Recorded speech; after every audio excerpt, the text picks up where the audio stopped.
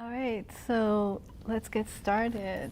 So today I am interviewing Stephanie Fetta about her book, Shaming into Brown. Stephanie, and my name is Isabel Espinal, and I'm an editor at Latinx Talk, and I also am a librarian here at the UMass Amherst Libraries, where we're doing the interview. Stephanie did a wonderful author talk last October, so we're very happy to have this time to do this joint effort between Latinx Talk and the UMass Amherst Libraries to delve a little deeper into Stephanie's book. So first I want to just read a little bit about Stephanie. Dr. Stephanie Fetta holds a PhD from the University of California, Irvine. She earned the annual MLA Prize in United States Latina and Latino and Chicana and Chicano Literary and Cultural Studies from the Modern Language Association in 2019 for her monograph, Shaming into Brown. Professor Fetta is the editor of the Chicana Latina Literary Prize, an anthology of prize-winning fiction, poetry, and drama, and is considered the foremost authority on the work of the influential Chicano poet Andrés Montoya. I want to say that her book, Shaming into Brown, is available from the Ohio State University Press, it's here at the library. We have it in paper. We also have the digital version, and you can also buy it at places like bookshop.org. And it was really nice because we bought like 6 copies that we gave away at the event. So I encourage people to go out and buy the book and get it at their library. So a little bit about Shaming into Brown. Shaming into Brown uncovers a new analytical lens that Dr. Fetta identifies as the soma, loosely defined as the gestural body, portrayer of our momentary as well as deeper subjectivities. The soma is also a central actor in social relations and a primary communicator of our ideological investments. I just love all this. Can't wait to get into it with Stephanie here. Professor Fetta argues that the soma is a pivotal site for unraveling bodily social technologies we use to create and sustain social subjugation. So as far as Latinidad is concerned, I find the arguments that you use in here very, very compelling. So basically, you talk about racialization in terms specifically to the Latinx experience. And at the event that we had in October, I was just amazed at how your analysis really resonated with folks. And it literally, I could see how it resonated in their bodies. You know, you could just really feel it in the room. So I'd want to start with that, you know, thinking back to that talk that you gave in October. Any further thoughts on that?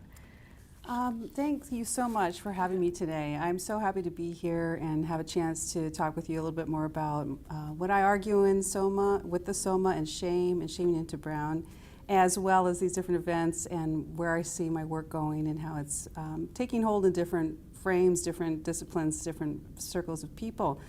As to the talk, I just got an email the other day from an undergraduate organization, Latina undergraduate organization, asking me to be a keynote speaker. The student had been at the event and commented how she was really moved, to your point.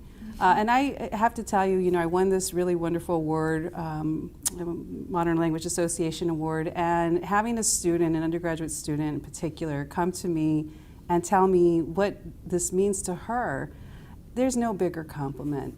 So to that talk, I think was an opportunity for me to reach a broad group of people. There were a lot of undergraduates, but there were graduate students and faculty and staff as well, and various disciplines represented. And I have, you know, when I think about my book, it's a book with many layers. And so that, I realize there's about 5 talks I can give, or I would like to give, and I give, on my book. One would be the sort of experiential talk, which is the one I gave with our campus, our students and our staff and faculty.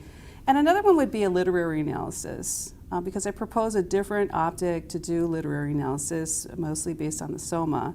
Another one would be a scientific talk. I have quote a lot of science from high and low, and I think that there's a compelling discussion that could happen around the marriage in this book, in this argument between literature, literary studies, critical analysis, critical race theory, and the sciences. And lastly, well, actually, there's not lastly, two more. So to that point, my book is a transdisciplinary book. So I think there's another opportunity to think through and share, at least people have remarked on my method of transdisciplinary study, and that would be something that I would be interested in sharing. And lastly is the subject of shame itself, sort of the white elephant in the room at all times, everywhere, and that is a whole discussion in and of itself. And of course, these things are not totally separate, and that evening was also evidence of that. They kind of flow together, but really allowing, coming up with a way to engage my own work and have the audience really be able to tap into what these experiences are like. Many of them have had these experiences, but never had a language to sort of discuss them. So I think that's what maybe happened in the room. I seemed to feel that way and got that kind of feedback too. Yeah, I feel like you did. You gave a language and you provided a space. So something I've been hearing a lot about on campuses in higher ed is the need for counter spaces for students of color, for Latinx students, for Black students. And I felt that night, that's exactly what happened. We created a counter space here in the library where the Latina student, I remember one in particular, had the space, the language to speak a certain experience. But I really love what you just said about how you have these different talks, because I do feel like you're really talking to different audiences with this one work and with this one way of looking at things. Of course, the literary and the transdisciplinary, the Latinx studies. There's so much there, and for me, that's why I think you're like the perfect person to be on Latinx Talk website. Part of what Latinx Talk is about is to bring Latino studies from academia out into the world, the work that scholars like yourself are doing to have a broader conversation. So that was really perfect. Thank you so much for being here, for coming to the library and creating that space here in the library. But I want to backtrack a little bit, and could you, some of the things we didn't get to talk about that day, tell us about yourself and what prepared you for the work that you accomplish in this book.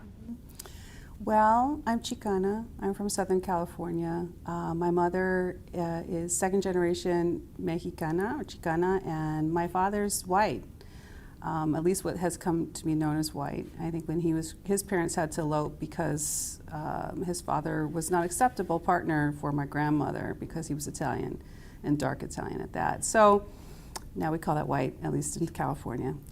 So I grew up in Irvine, California, when it was mostly orange groves, and it was very, very white. And it was me and a few other students of color, Marilyn, Kiva, and later on, in high school there were mostly Asian students, which was nice, but also very separate. And then there were migrant worker kids.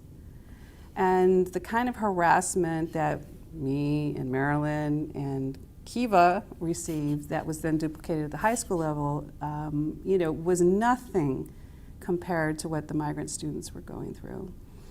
And they were mostly Mexicanos. They were spatially segregated, they were linguistically segregated, they were taunted and teased, and they would come and they would go.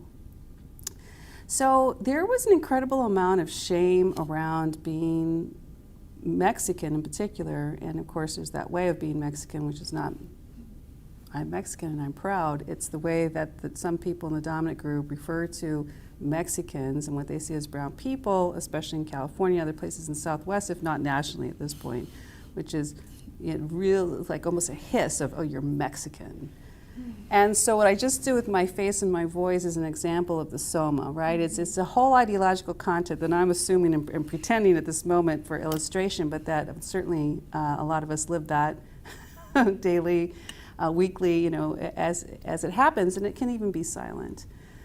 So this kind of environment led me eventually to, at one point, you know, I remember, well, many times, especially during grade school and onwards, you know, just really feeling like my mother's world was something that I was being pressured into denying, keeping private. And, you know, I had a lot of advantages because my name doesn't indicate that I'm of Mexican descent.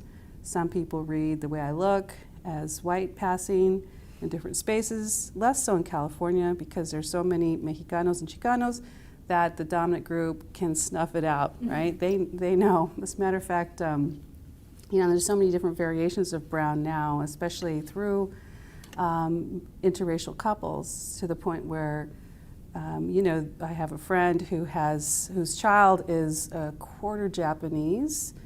In this space here, I think his child would be very white passing, and you know, she's recently called a Mexican in her Southern California junior high, and she's being completely ostracized because she has dark brown hair and freckles and dark eyes. So, you know, how Mexican has come to paint so many different people tells you the pressure, and that's today, let alone when I was younger.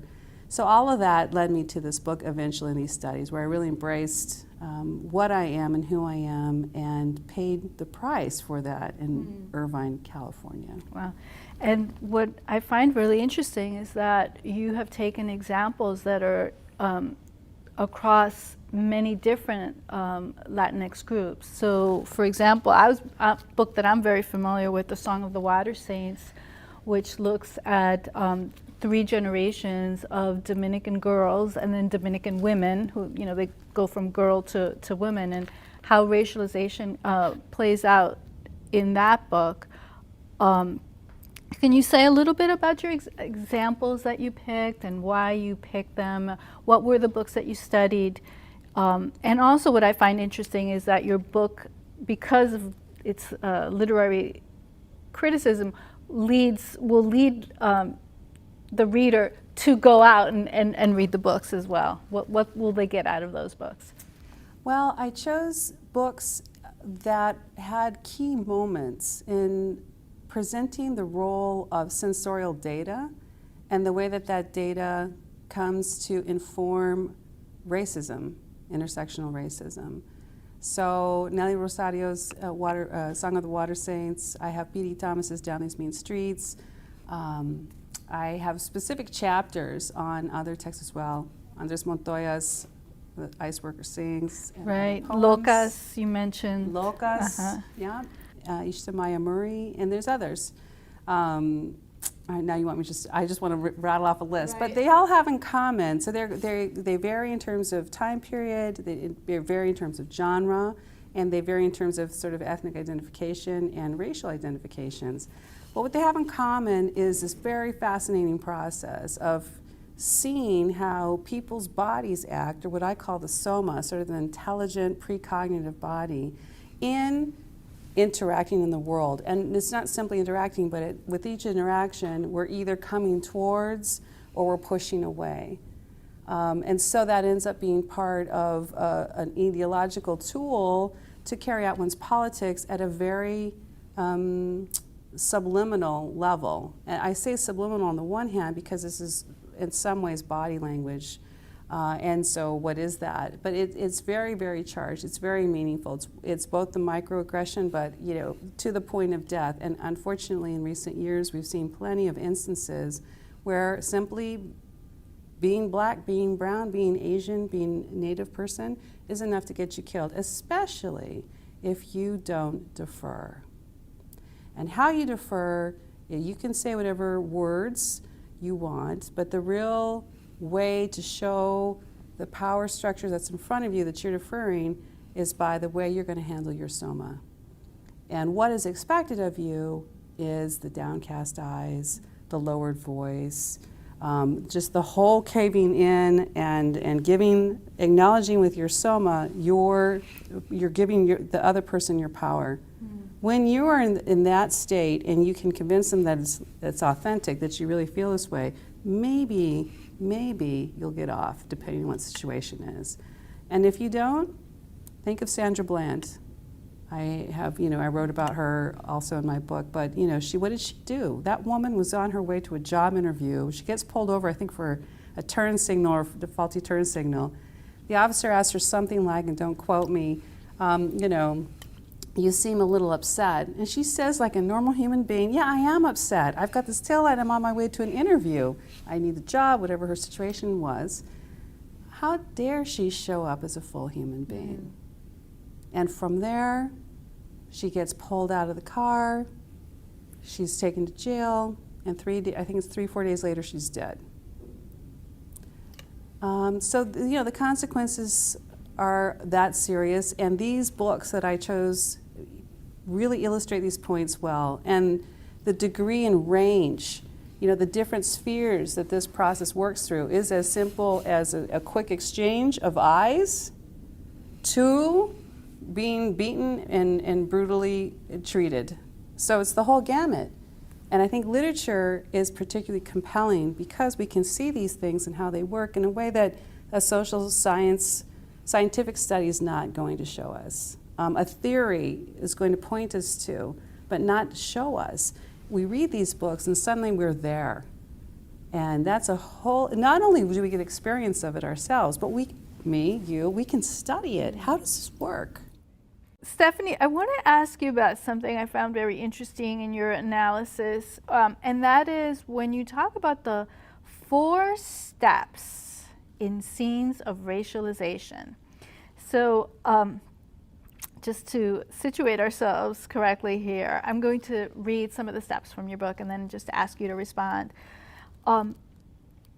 So you talk about how we sympathetically mirror the other soma in accord with their favorable social standing relative to our own. So I think that's what you just were giving us an example earlier about how you hold your body relative to what is expected of you and your place, right? If I understand that correctly. So you're right, this mirroring is a socially validating process conferring the respect that is withdrawn in step 1.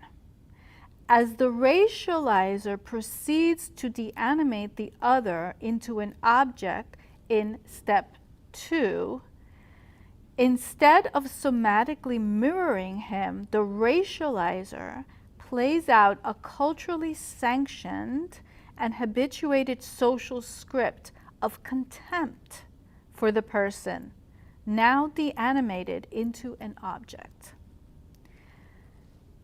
Contempt registers in angry disapproval, beaded eyes, curled upper lip, upright neck, holding inclined head, in response to his fabricated threat.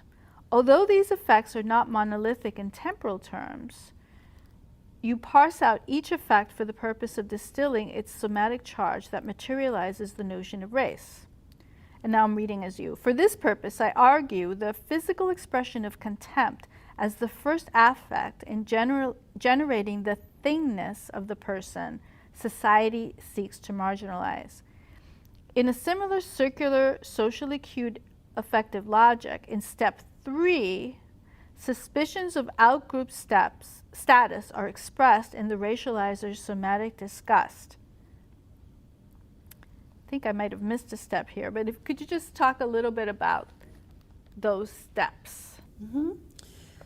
Yeah, it's really key to my whole theory. So if this is how things work, how does it map out? And I didn't really need for there to be a map, but when I studied the literature, and I'm talking about creative expression, fiction and nonfiction, I noticed there was a pattern. And I came to the steps also because in many texts, Latino texts, Latinx texts, I see that the protagonist presents him or herself a before they're racialized and then an after. And so there's always a scene, and there usually is there are multiple scenes of racialization. So before a person knows himself as Maria, and she's living her life, she's generally a child, and then she goes to school, or some other event happens where there's this scene of racialization that runs generally through these 4 steps, at the end of which she now knows herself as Maria the Mexican, for example, right? So the different steps include a recognition, and maybe you've had this experience, or anyone in the audience, I know I have, where you're talking with someone, and it seems a person from the dominant culture, per se, or in this example, and you're having a conversation, it seems like things are comfortable, you're having a comfortable exchange, and all of a sudden, I've noticed in my life that the person starts to kind of look down at me, like visually, you know, kind of tilts the head and is kind of looking at me with some suspicion. And there's just now maybe the smile and the engagement, it's a little affected. It's not quite as genuine as it appeared originally. And then eventually, or quickly, I'll hear the question, where are you from? And that is the suspicion of now looking for confirmation. And there tends to be either a light level or a very expressive look of contempt on their face in that suspicion. The suspicion itself is a contempt. I think there's other moments when one might ask somebody where they're from, maybe, where there's just a real genuine interest. But if you think about it, no matter how you slice it, you're still telling that person, you don't belong to the same world I do. You must be from somewhere else. Must be from somewhere Unlike else. myself. Yes, you're not part of this in group, right? You're part of another group, which is, for me, an out group. And eventually, you know, I'll answer how I'm going to answer. I'm Chicana or not, because depending on the situation, I may not want, most people don't know what that means, and I don't necessarily feel I need to go through that whole history lesson and exercise, depending on who I'm talking to. So at the end of it, some people, then there's the foreclosure. For some people, it's literally a polite, hey, nice talking to you, and all of a sudden the conversation's over, the person walks away. As a matter of fact, there was someone in the audience at my talk here in the library who was a person from the dominant culture, and after that, it was a budding friendship. After that, there was, you know, it was really nice. It was to hear your talk. I'm really busy, and I've never heard from that person again. I don't know, maybe something, I think I reached out actually, and it was sort of, you know, one of these things where you're being polite, but you're sort of pulling out. And I thought, wow, did this exact process happen during my talk?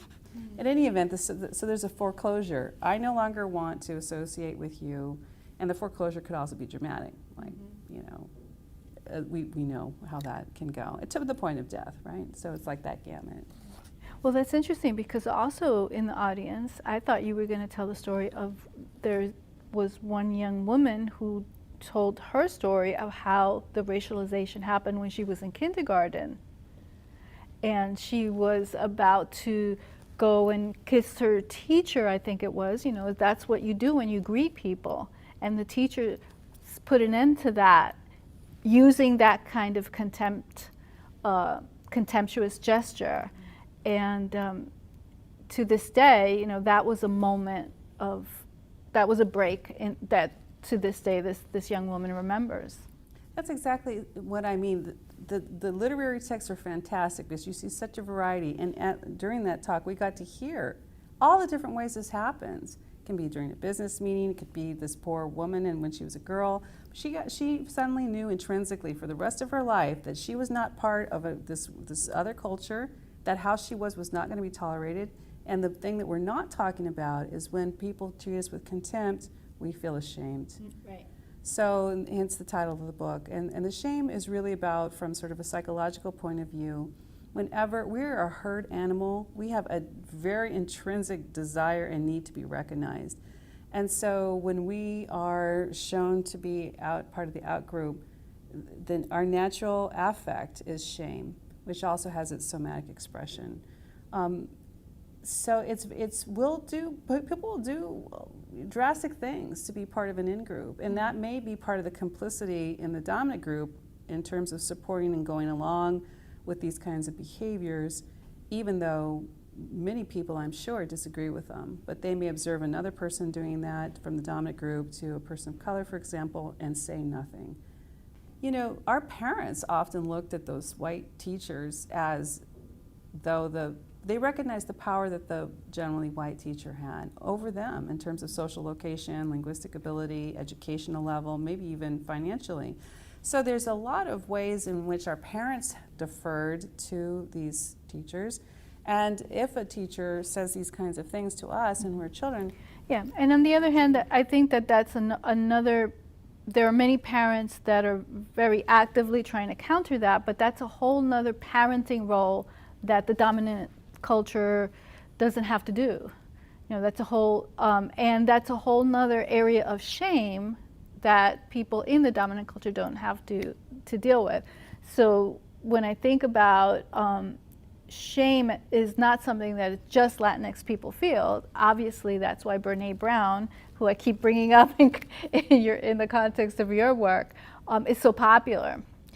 But are there things that even somebody like Brene Brown who does not address? And I think what you address are areas where where shame is sort of put on you, that are very specific to your race, that we don't necessarily have the tools. I mean, unless your parents are out there, and in some ways my parents were, but I think in many ways your parents cannot know all the different ways that this is going to come up.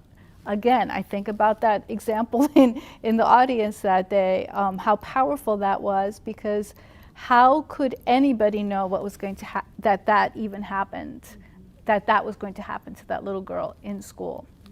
Another area that you highlight that comes up in literature is even the name, our names, and how that comes up as can you say a little bit about some of those examples? I think I remembered one was from a play. Yes. Mm-hmm. So there's several examples of naming and the sort of 4 steps that can happen through just naming alone. And often it's in educational scenarios, in literature and in life, as we just said. So in addition to that kiss, you know, I don't know what happened with that student, but in the literature that I present and study, you know, there's always the case of somebody who comes and it's roll call, and he says, you know, I'm Moctezuma, which is the Luis Valdez play, y no saco nada de la escuela, that I talk about. I got nothing from school. And Moctezuma is told, no, well, now you're Monty. And so throughout that play, and it's a short play, you know, there's a discussion, no, I'm not Monte Moctezuma, and so on. And it ends up that as this is supposed to start in grammar school, by the time that student leaves high school, he's now Monty. He gives up. He's now Hispanic. He's got, according to the play, he's got a white girlfriend, which in the politics of the play is a you know, self-betrayal in the sense of eternalized self-hatred, is what is sort of presented in the play. So yeah, there's this way in which that's happened to so many of us, right? So many of us. Is it any wonder why my parents made sure I didn't have a Spanish first name or last name? I mean, I couldn't have, because my dad is Fetta. But you know, it was very intentional. And I know with my own children, I sought to recuperate that in some sense, and my children have different names that are from Spanish. And yeah, their father's Iranian, and he had his own, an immigrant person, and coming from the Iranian Revolution, and had, it was really interesting to have these different perspectives around naming, because the costs for him and his parenting psychology were very different, very typical of a first-generation person, especially coming from a scene of war, compared to me, even as a Chicana, who's also oppressed, but I'm an American, and I feel like I have a base here that their father did not. So the foreclosure part of it is so real, it's so impactful, it's so powerful. Getting back to that comparison that I make with Brene Brown and a lot of these popular writers who are writing on this topic, I find that maybe Brene Brown is actually a good comparison to you, because she also started doing this work as a researcher. and then it became popular. I feel like your work can have that same impact. I saw it, how that happens, at the book talk, and I wonder, and we did give away your book, but it's very scholarly. So I'm wondering, would you consider something that maybe would have a wider reach? Is that something that's of interest to you, or are there people doing that right now? Well, funny that you should ask me that, because I have been very interested in pursuing a project like that. And I was just approached by a press and ran this possibility by them, and this press is very interested. So I'm very excited about that possibility and it'll be interesting sometimes when I think about it, like how exactly would I do that? Because, I personally find, and I get feedback confirming this, but who's giving me this feedback? But the science part to me is fascinating. It's absolutely fascinating. I think that, it'll be interesting to see what I pull and what I keep. I guess it's probably the same project, but finding, I don't know, maybe I'll have to consult you and friends. Just, how do I widen that angle? But I'm very interested in doing so. No, I definitely see the potential there. So as we wrap this up, I guess that looks like that could be a future project, but I wanted to just ask about what's in your future. What are some of the projects that you're working on right now, and what do you hope to do for your next book project? Yeah, thanks. Well, one thing I will say, so there was another person in the audience that night. I should say, as you know, there were, I don't know, I didn't take account, but there were plenty of people from the dominant culture too. Yes. And the book seemed to really resonate with them as well, which was wonderful. And there was one high schooler who was there from the dominant group, and she, was one of the people who won my book through the raffle, and she'd already been looking at it. I don't know how, online or at the library, whatever. And she was so moved by what she read. And for her, because she's continued to write me and be in contact, and it's just been a paradigm changer for her. And again, like the young Latina who wrote me recently, but have a high schooler who's from the dominant group feel that this book mattered to her was wonderful. Oh, that's great to hear. Yeah, it was really impactful. So to that point, what am I also working on? I am carrying my subject matter, or my method of transdisciplinary research, and I'm looking at the Soma, I'm finding the Soma, I should say, in literature and art by Mesoamericans who are living in the United States, specifically Zapotec people, Mixtec people. Many of them are from Oaxaca, the state of Oaxaca in Mexico, and so they often are referred to as Oaxaca, California y Californianos, no? So I'm really interested in seeing, how is it they live racialized, and that's different than race. You mentioned race earlier, but I just wanted to recall that, it's a construct, and this is imposed upon us. And they're racialized as Mexican with the hiss, right? And yet there's a lot of tensions between Mexicanos who are in California, some Chicanos, some Hispanics, and just a variety of people of Mexican descent and also other Latin American origins who treat indigenous folks really poorly. And yet they have to live as if they're Latino or Latinx. So it's a really particular situation. Some folks don't speak Spanish and do not identify with the Mexican state, and here they are in that other space. And I'm looking at the Soma appears in such beautiful ways. It seems to be, just because maybe the philosophy of life and the life experience is different. The Soma obviously is a part of our being, whether we're very American in a sort of a Cartesian sense and very mind-driven or whatever, and relegate our bodies to the machines that get us wherever our minds want to take us. But other cultures where they're maybe a little bit more integrated in terms of how everything works as more of a confluence. And to the degree that may be true, I feel, sense, breathe, experience the Soma is very palpable in a really positive, generative way. So I'm very excited about these worlds kind of coming into some sort of contact, the contact's already there. It's for me to unpack it and figure it out. And I'm also looking at literature in Oaxaca to kind of understand from a hemispheric perspective, how are these how is all this working, especially with the transnational migration and contact, because a lot of Oaxaca Californianos are going back to Oaxaca, vice versa, what's happening? Right. You recently hosted a talk with the filmmaker Yolanda Cruz. She's from Oaxaca. From Oaxaca. She's part of that project.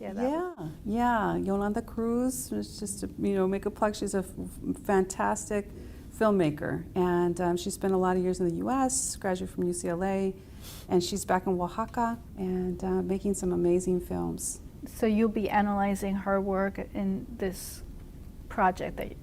Yes, and there's just you would be I don't know if you'd be surprised, you're a wonderful librarian, but people might be surprised that there are quite a few poets who are being Oaxaqueños who are being translated into English and often are publishing bilingually to begin with, but they're making it into different texts in the U.S. and so there's some really interesting things are happening. I will say, we can't sort of put aside the people. Apparently, as I think Yolanda mentioned the other night when she had her talk, Oaxaca's kind of becoming trendy, and indigenous culture appears to be a huge tourist market for the Mexican government and other governments. And so, that's there too. So I want to very much face that aspect of this project as well. And not be part of that trendiness. Right. No. Right. Yeah. So I'll have to get the list of those books so that I can make sure that we have them in the library. So we'll work with that. All right. Well, thank you so much, Stephanie, as always, for everything. We'll just keep working on all kinds of things together, I'm sure, including making sure that we have those books in our collection and hopefully have more author talks with you in the future because you're just fantastic. I really appreciate what you did for us. That was wonderful, wonderful chance to talk with you.